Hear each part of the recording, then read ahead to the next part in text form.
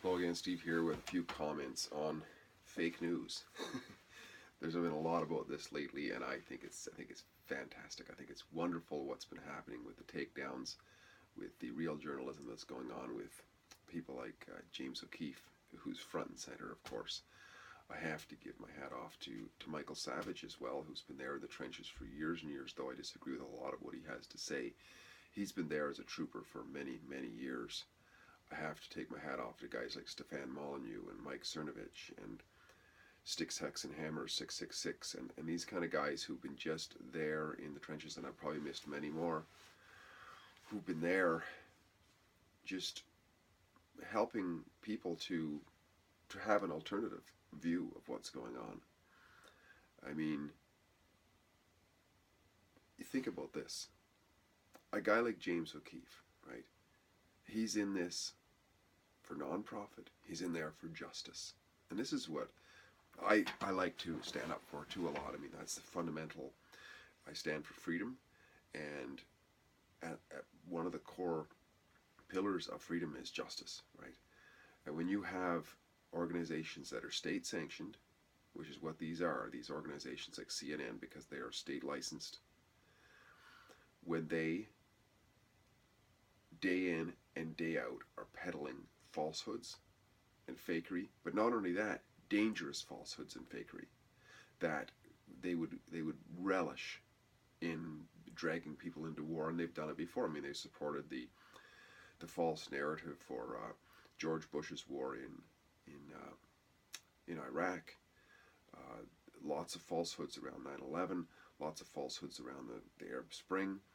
They would falsify. They make claims that they're in a war zone when they're just in some studio in New York. I mean, this has gone on forever. And you know what? For basically maybe the first time in history, these sophists are having to deal with an alternative now. And what do they try to do? Run to the state to shut it down.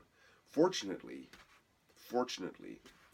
the head guy down there now, and though I don't support a lot of what he has to say, when he says that he changes his tune from fake news to very fake news, that is wonderful, because they have no friend in the highest office down there, and that's wonderful. Now,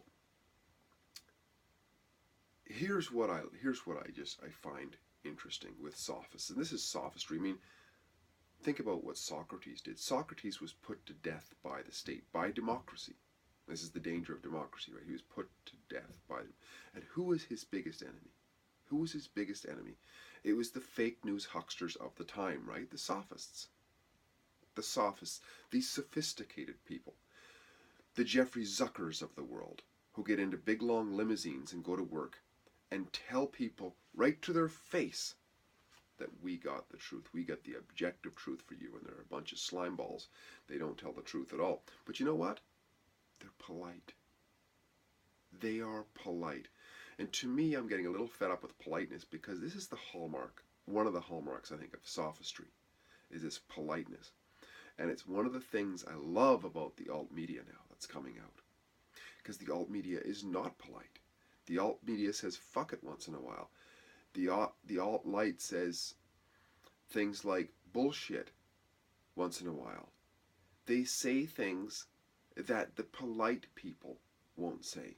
But the polite people support thievery, state-sponsored thievery. They support state-sponsored murder.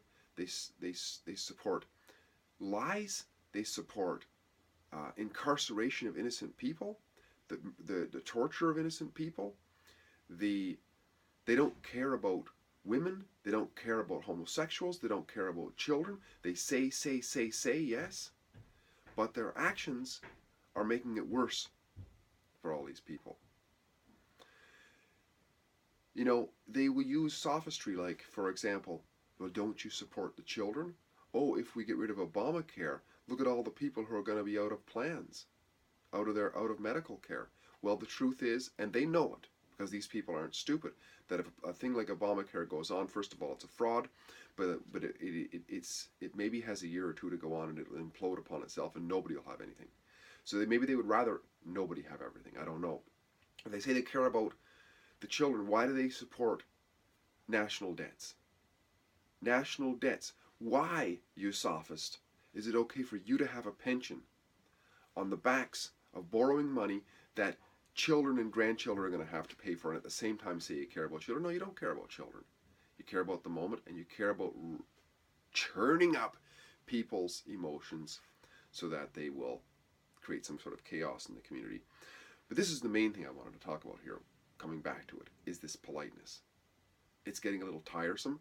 I think it is a sophistry trick to try to be polite, to teach people to be polite as children, teach people to be polite in schools, teach people to be polite in college, teach people to be polite in any kind of public discourse, but at the same time encourage state-sponsored thievery, state-sponsored murder through wars, state-sponsored lies through history, and the fakery of all of this media that's going on.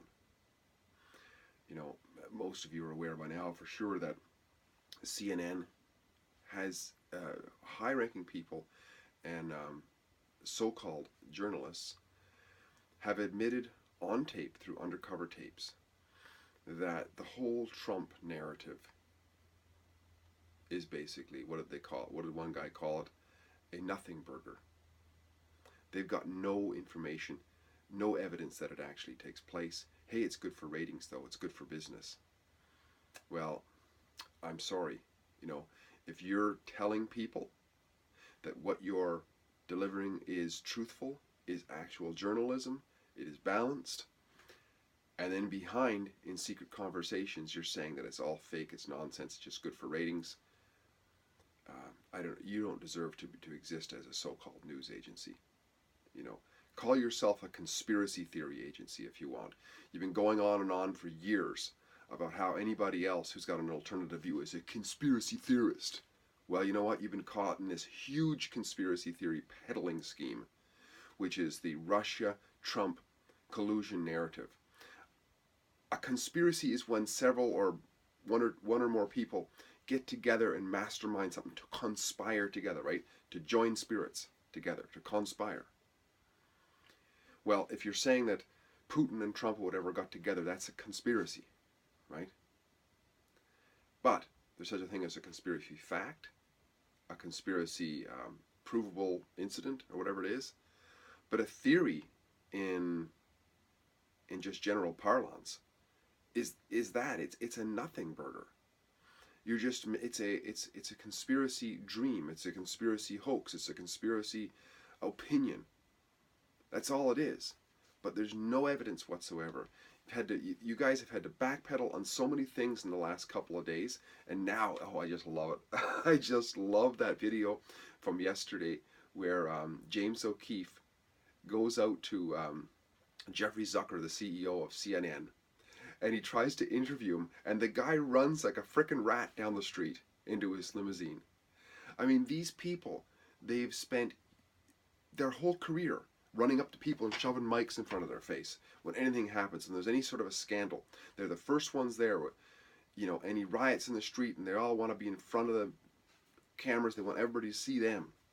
But as soon as the spotlight is shone on their little dark corners and the scams that they've been pulling, oh, do those guys run like sons of bitches. And hey, I'm glad to see this being exposed. I am so glad to see this being exposed. Thank you, guys like James O'Keefe. Thank you, Stefan Molyneux, for putting this out. Thank you, guys like Mike Cernovich, for just continuing to shine an alternative light. These fake news, polite organizations who've been spreading lies for so long are finally getting the light shone on them. And it actually saddens me to think just what these people got away with.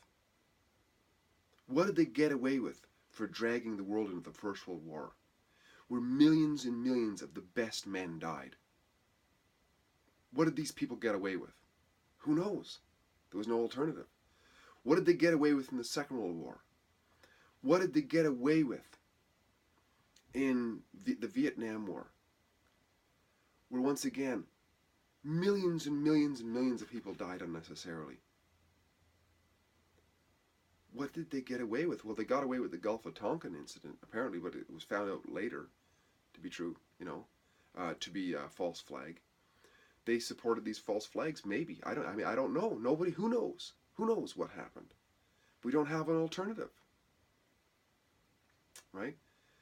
We're starting to find out some of the lies. We're starting to find out that, what was his name? McCarthy, Senator McCarthy was not only right, it was worse than what he was saying. The State Department was full of, it was like rats with the communist infiltration into the State Department. And this is being found out now, I believe, by unclassified Soviet cables and so on that have come out since. But, I think what it is, and I won't go much into this, but this is just, once again, this is my fake news. But, it's based on my own reasoning, based on observing people and so on, is that if you got no principles, which is what much of the media runs on, it runs on no principles. It runs on the profit motive only, which it's fine to have a profit motive, but if you don't have a profit motive with principles, then anything goes. So this undercover guy, he says that one of the reasons we're running this Russian narrative is, hey, it's good for ratings. What else matters, really, right? What else matters but profit if you've got no principles? And if you've got no principles, but yet everybody deep down inside has some sort of a moral compass, you know what you're doing is wrong. You're never going to support the righteous. You're never going to support, and that's why they end by supporting the left more often. Because the left, but in general, what distinguishes it is no principles, right? So you're going to support the perverts, you're going to support the liars, you're going to support the thieves, you're going to support all of the dreg behavior, if you will, in society, rather than the tempered, the conscientious, the hardworking, the principled. Because to support that, it's a human nature, I think, to support that which is opposite to us it's hard, right? It's hard on the conscience. If I'm somebody who's stealing all the time, somebody who's honest and doesn't want to steal, in fact doesn't want me to steal, is kind of my enemy, And I think that's what happens in the media too, because it's generally run by people who've got no principles, and that's why they support the left. So anytime the right comes up and says, let's do things on a principled level, let's follow, say, a constitution, because that's what it's there for, well then, that's the enemy. And there's a lot of money at stake. This last election in the US was absolutely huge, I would think, because the whole Washington swamp is all about favors, kickbacks, bribes, graft, the whole works. And it's all mixed up as the media is its spokesmouth, right? So there's all these deals made throughout of this company paid so much to this politician, and this politician, sleight of hand, sort of agreed to, work in favor of that company.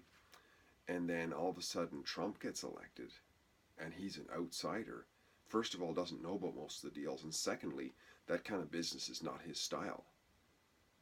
He comes from the business world where you make a deal, trade for value for value, right? It's not about graft. It's not about underhandedness. It's not about crooked backroom deals. You can't do that in the business world and get away with it for long, because somebody's going to find out. And it's not going to be funny. So all this has gone on for so long, and to understand the media and what they're doing now, it's to understand a caged animal. They're fighting for their lives, because their lives, their whole business model was the fakery and the lies and the propaganda over and over and over again ad nauseum. And there's been a big, huge log come right down into the middle of it lately. And they are now fighting for their lives. And I think it is fantastic to see the fallout. Steve here again. Great chatting. Talk again soon. Bye for now.